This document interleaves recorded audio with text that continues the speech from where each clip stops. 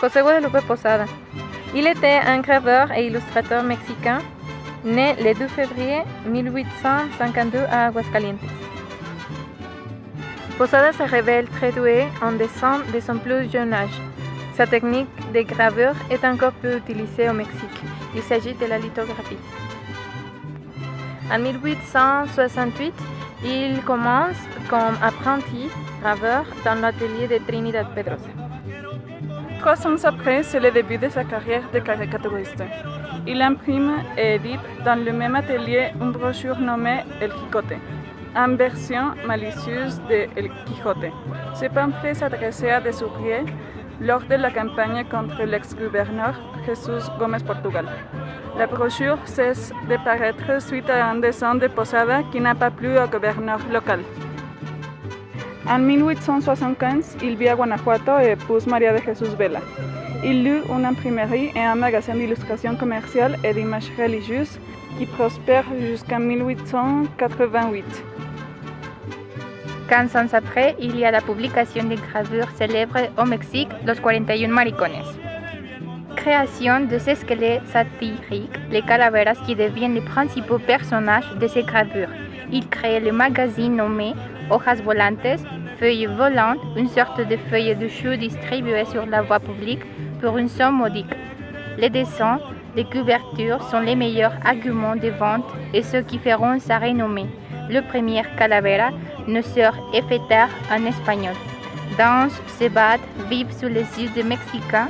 Il représente les pauvres, la misère, l'injustice. C'est le peuple mexicain tout entier.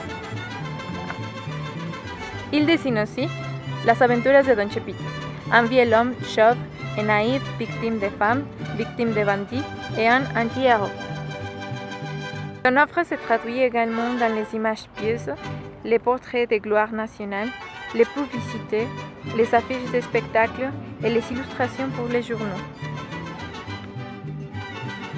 L'expression du dessin militant. Ses créations concernent la politique ou la religion, ce qui lui vaut de séjourner plusieurs fois en prison et le contraint au fuir tout au long de sa vie. Son œuvre mêle aussi bien les histoires vraies, les faits divers, les histoires fantastiques et les légendaires racontées au Mexique. C'est ciblé. La dureté du travail, la vanité des puissants, la souffrance des humbles. Il dénonce encore et toujours le régime de Porfirio Díaz qui tourne à la dictature. Il publie également de nombreuses gravures dans la presse des travailleurs. Journaux de El Argas, La Patria, El Aguizote, El Hijo del Aguizote, journaux qui deviendront clandestins. À travers l'œuvre de Posada, c'est tout un panorama de la société mexicaine du début du siècle que l'on découvre. Une société chaotique en gestation, pleine de violence et de passion, pleine de vie, un peu comme la société mexicaine du XXIe siècle. Dans les années 20, ces œuvres sont connues du public français grâce à l'artiste Jean Charlot. Ce sont les calaveras qui sont les plus célèbres. Le muraliste José Clemente Orozco, qui a connu Posada dans sa jeunesse, reconnaît avoir été influencé par son travail. Il reste un modèle pour les surréalistes comme Rivera et bien d'autres. Mort dans la misère qu'il dénonçait. Il meurt dans la pauvreté le 20 janvier 1913. Enterré au Panthéon de Dolores à Mexico, dans une tombe de 6e catégorie. 7 ans après son décès, personne ne réclamant ses restes pour leur donner une sépulture, ceux-ci sont placés dans une fosse commune. Depuis 2006, on peut trouver un recueil des gravures de Posada en français. Viva Posada, de la maison d'édition L'Insomniaque.